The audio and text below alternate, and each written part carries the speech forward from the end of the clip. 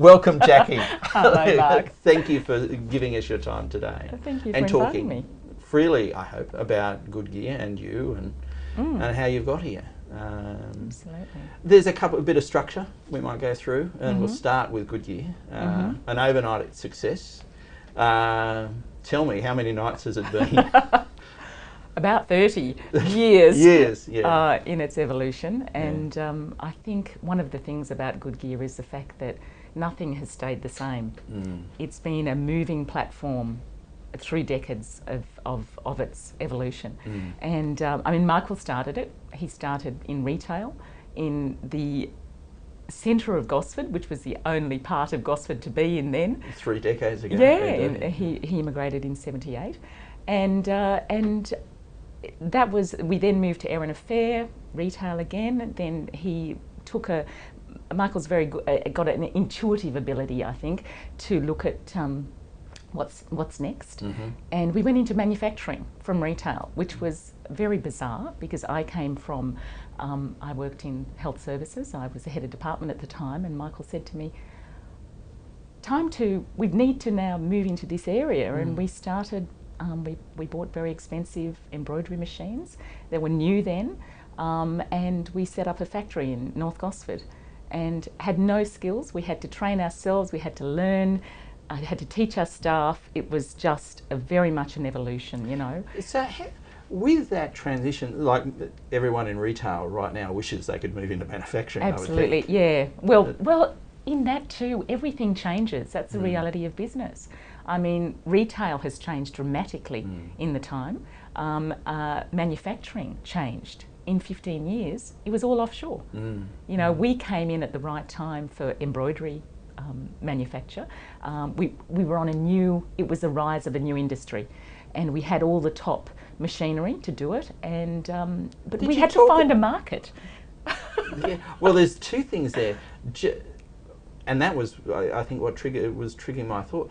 You were going somewhere where no man has gone before on this, and you're like, embroidery? Yeah, that'll be nice. Yes. You know, well, the Central Coast, there was no market here. No. The Central Coast. Michael had met a guy who said, you know, let's do a partnership where I go out and sell this and you be the manufacturing house for it. Michael saw the opportunity. It was a great opportunity. They were great machines, and the skill level in operating those machines was much reduced. It was, you know, basically compared to now, it was manual, but you know, like we had designs which were digitised. We put them in a machine and then framed up work to go on the machine. It was very high tech, and but you know, it was all about this relationship. You know, this relationship between this other group and ourselves, and like it is in business. Did they have experience in the area? Or they had experience in selling, and so did we. But we decided to go into the back end, the manufacturing side, and so then we had to go out knocking on doors because within 12 months that partnership had perished. That's polite way. Somehow I think we're getting the polite version.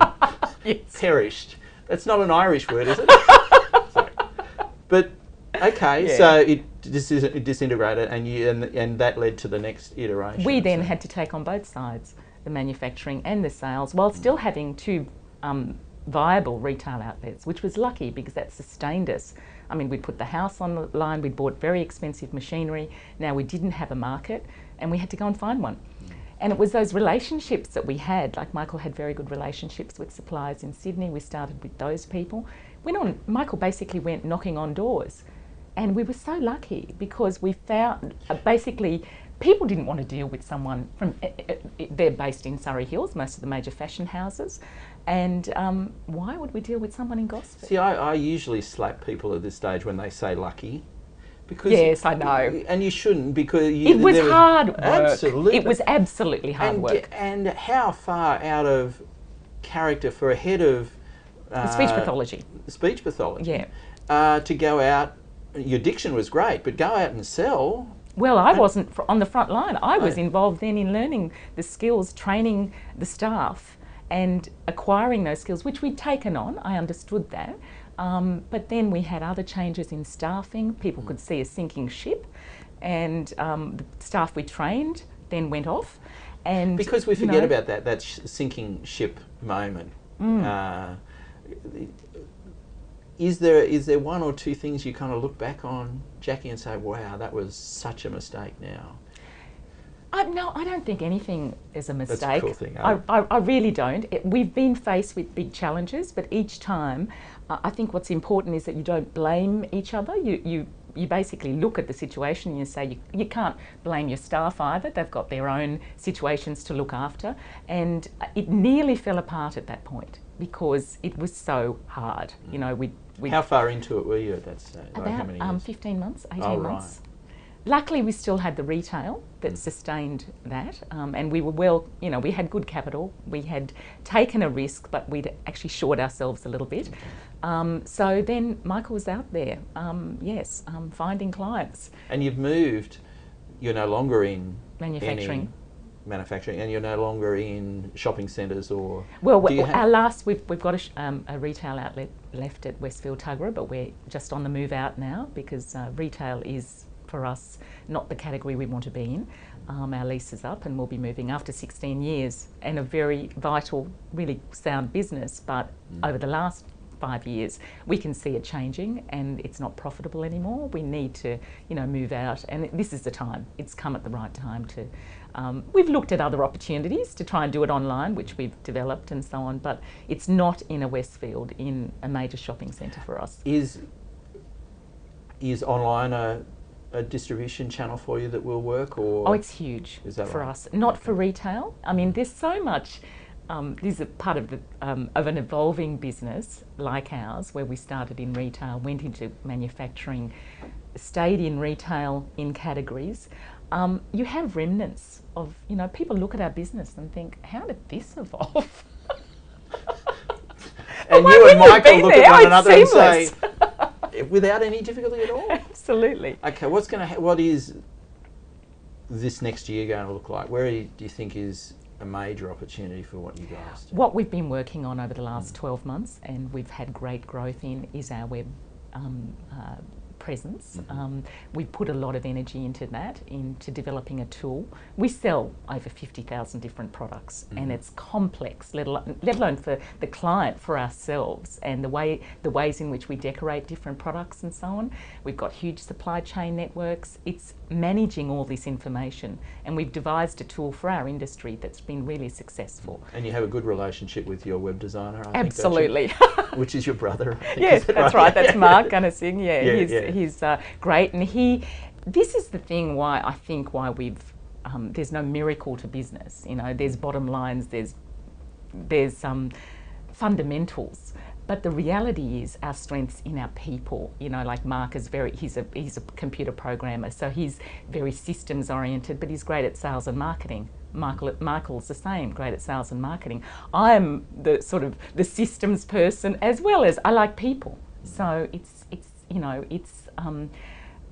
all those skills. Every time we hit a crisis, we've got to utilise them and say, how are we going to address this? Do you have a system, or do you have set kind of times where you sit down each year and say, or is it daily? Basically monthly Right. and quarterly. We review where we're going. We tend to sit down with our accountant and make it a day of it every quarter and look at how we're going, because I find while micromanaging might be considered, you know, too much, I just find we need to look at it monthly now. We need to look at it quarterly and make sure that we're transparent with everyone, with the whole team. How are we going? How are sales going? What are the leads like? What's our conversion rate like? So that they're also being educated on the business. It's not a standalone function over here, you know. So it's become more transparent, and we've had to be that way since. I think survival is about transparency. Absolutely, yeah. And I've learnt that sort of probably since the GFC about the team. I mean, I read a lot, and you know, teamwork. I've learnt sort of underneath what that actually means. There is, and it is absolutely, it is about the heart. I think you actually got, and I've said, I agree totally. I won't go into what I've said, but no, that's really, I'm really encouraged, because transparency is such a critical part of it all. Okay, you're about to get your rant moment, but before we go there, or you may rant about work-life balance. You have been married to I'm presuming you're married. Are you Yes, married yes. to the Irishman? Yes, Yes, okay. yep. For how long? 27 years. Okay. You have been working, playing, living and loving together. How do you balance all that? When you look back, is there work-life balance, Jackie? Or I think we've gradually got it more right than it has been. In the difficult days, it's all work, because basically that's all the energy you have. You're preoccupied with the business. There's no end. You have to get to the end, so you put those hours in yourself, and you have to. I remember some of the staff saying to me, I'm sure she's on a laptop in the loo, because basically she was. You're trying to save some time somewhere or trying to think of a new angle. We've got better at it. It was a little bit of a health scare with Michael a couple of years ago. We've weighed things up. I have my weekends now, which is fantastic. I go salsa dancing. I just do things now that actually are joy to me, that don't have an outcome in terms of business, and enjoy our lives. I mean, what else is there? Is in the early days, it was all work, was it? It was, absolutely. And I'm one of those people that once there's a task to do, I want to get it finished. So any available hour after I finish dinner, I'll be back again, like I'm sure you are, and like many people in business are. I think the whole thing about business is it's so underplayed. People don't talk about the reality of business. It's hard work. And I think that's part of the joy of talking to your staff.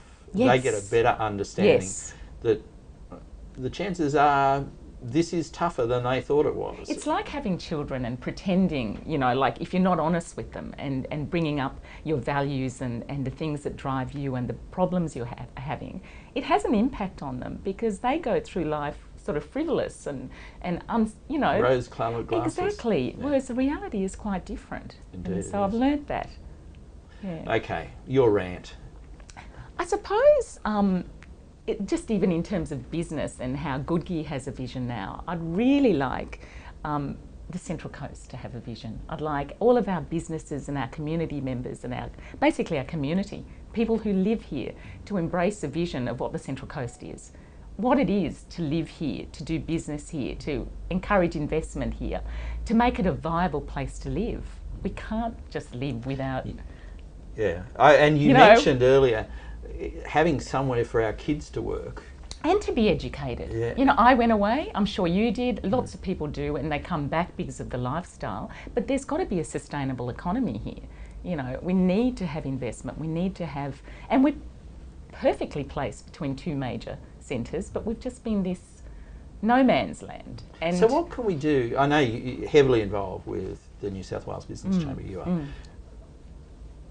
Not everyone has to be that involved, but what should they be doing, do you think? I think we're all starting, industry and agencies and the local chambers and the New South Wales Business Chamber, Central Coast, is merging into a space now where there's communication.